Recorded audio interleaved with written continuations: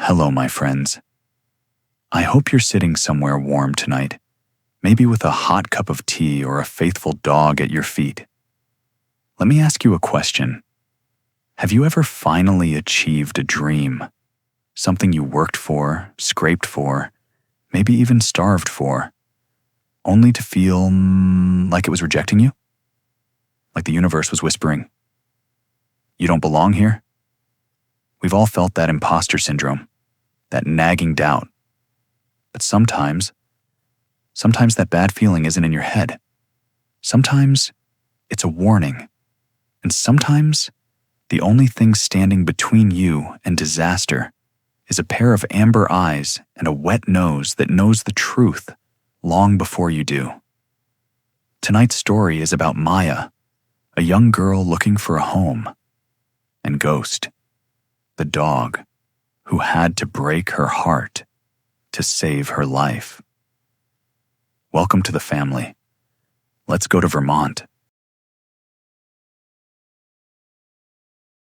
The large rental truck rattled violently over the uneven gravel driveway, the vibration traveling all the way up Maya's arms to her tense shoulders. 19 years of temporary bedrooms, borrowed spaces, and the feeling of being a guest in her own life ended today. She turned off the ignition, and the sudden silence of the Vermont countryside rushed in to fill the cab. "We are finally home, Ghost," she whispered, her voice trembling slightly as she looked at the silver German shepherd sitting beside her. She stared out the windshield at the Victorian farmhouse looming against the flat gray sky of late November.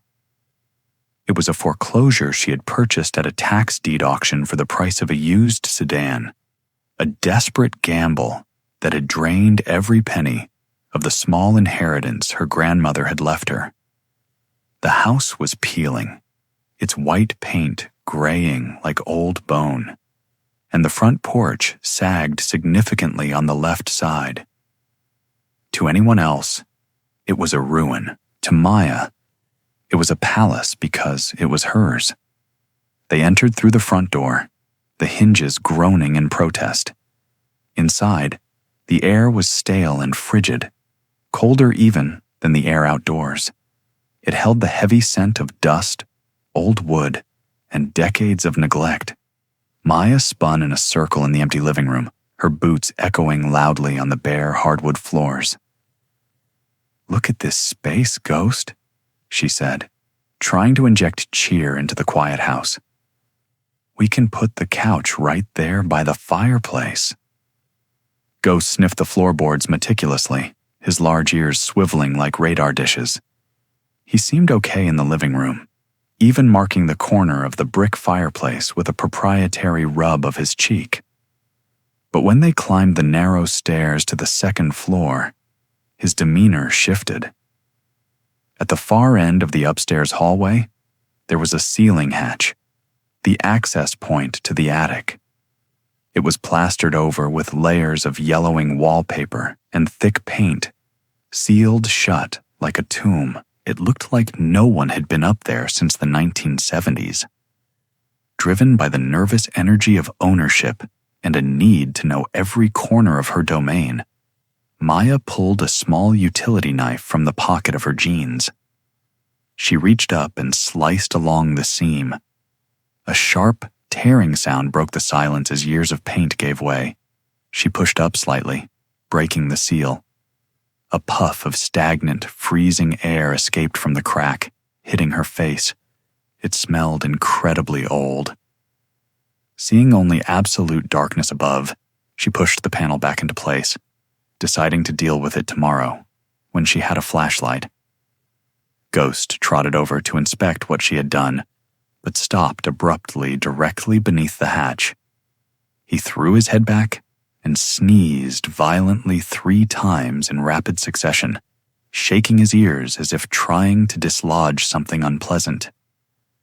When Maya dragged his dog bed over and placed it on the hallway rug right under the access point, hoping to create a cozy spot, He refused to step onto it. He backed away, lowering his head and letting out a high-pitched, anxious whine. "It is just old dust, buddy," Maya said, forcing a bright tone she did not feel. She knelt and stroked his soft ears, but as she looked up at the dark outline of the hatch above them, the thrill of ownership evaporated. A cold knot of doubt tightened in her stomach. Had she just made a terrible mistake? 3 days into their new life, the Vermont winter decided to show its teeth. The outside temperature plummeted well below freezing, turning the uninsulated farmhouse into an icebox. Maya, wrapped in 3 layers of thrift store wool, went down to the stone basement and turned the dial on the ancient oil furnace all the way to the maximum setting.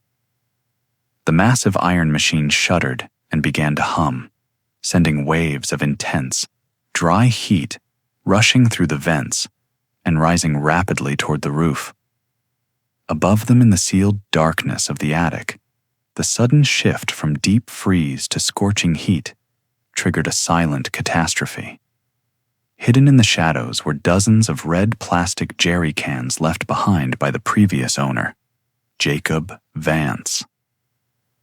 The old plastic, brittle from years of freezing winters, could not withstand the rapid expansion caused by the rising heat from the floor below. One by one, hairline fractures appeared on the sides of the containers, and the toxic fluids inside began to weep silently onto the vapor barrier and floorboards. Maya remained completely oblivious to the danger. Her nose was stuffed up from a lingering head cold she'd caught during the move.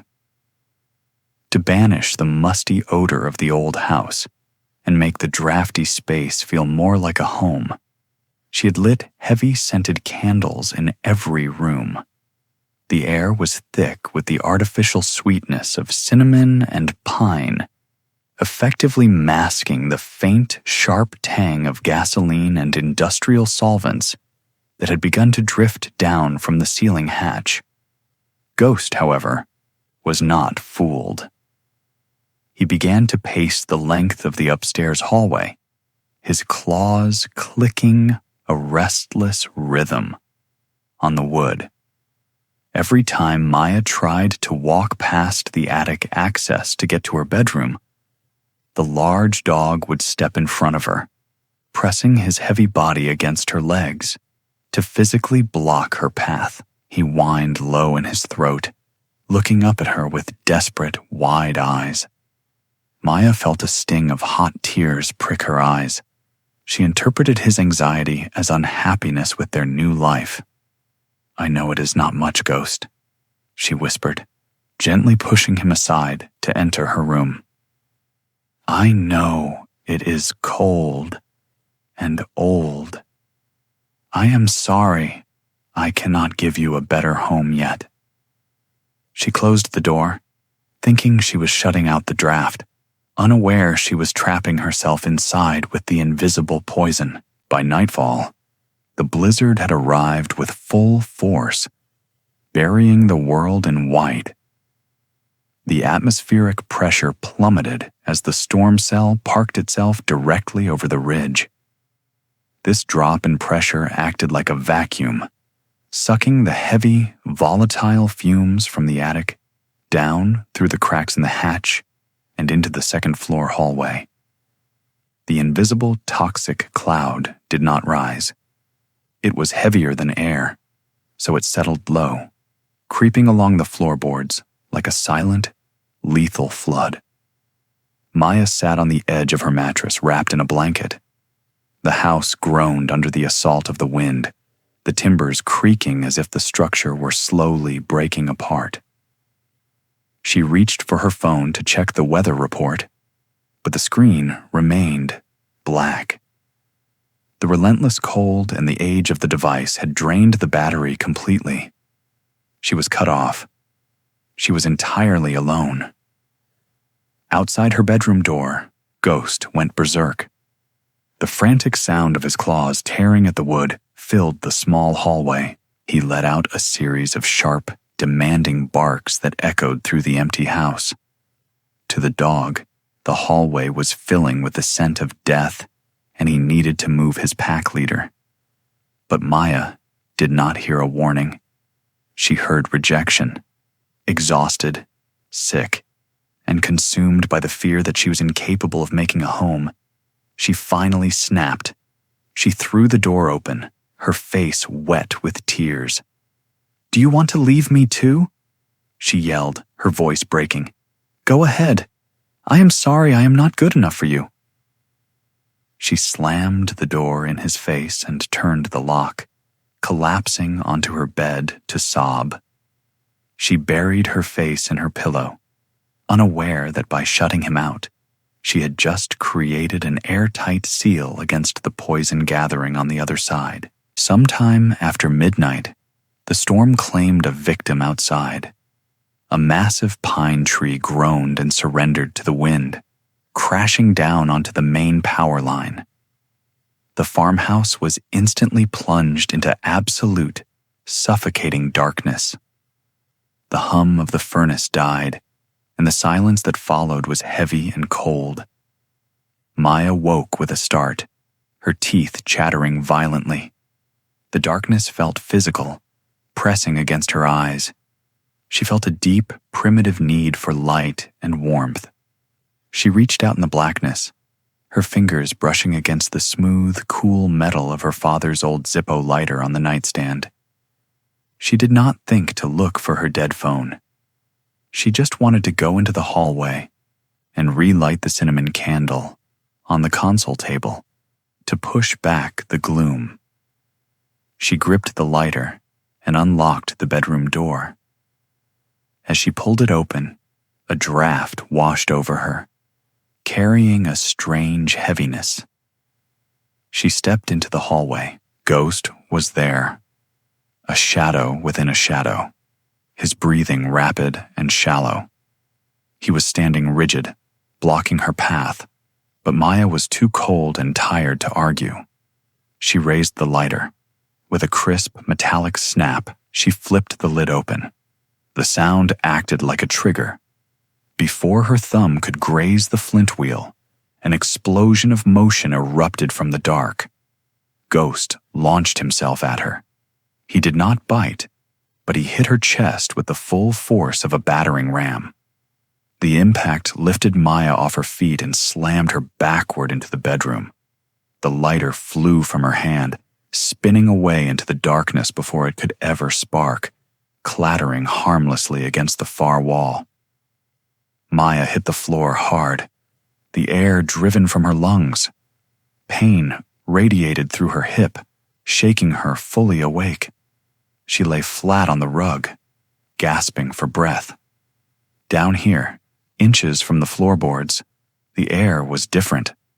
The masking scent of cinnamon candles was gone. Replacing it was a dense, heavy blanket of fumes that burned her throat and made her eyes water.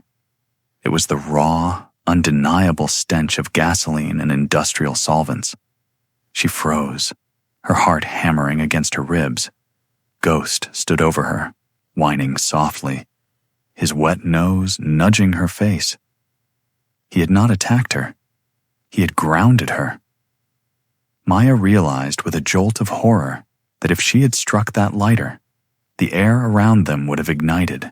The realization that the air was poison hit Maya with the force of a physical blow. She did not reach for the lighter again. Instead, she pressed her face into the carpet, breathing shallowly. "Down! Ghost!" she commanded in a frantic whisper. Gripping his collar, she crawled on her hands and knees, staying below the heavy layer of fumes. Together, they moved through the darkness, down the creaking stairs, and into the kitchen. Maya forced the window open, and the freezing wind that rushed in felt like a blessing. They tumbled out into the deep snow, scrambling through the drifts until they reached the safety of the truck cab. There, Huddled together under an emergency blanket, they waited for the sun. Morning brought the flashing red lights of the fire department and Sheriff Miller. After the house had been vented and secured, the sheriff approached Maya by her truck. He looked grave. He explained that the attic was packed with jerry cans of old gasoline and volatile solvents, a hoard left behind by a paranoid previous owner. The leaks had turned the upper floor into a massive fuel-air bomb. "If you had struck that flint," the sheriff said quietly, "the spark would have vaporized the roof. You are very lucky, young lady." Maya looked down at Ghost. The silver shepherd sat stoically in the snow, watching the firefighters with calm, alert eyes. She dropped to her knees and wrapped her arms around his thick neck, burying her face in his fur.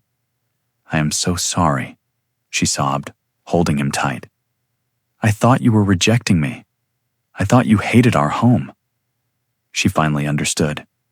Every growl, every block, every moment of anxiety had been an act of desperate love. He had not been fighting her. He had been fighting for her.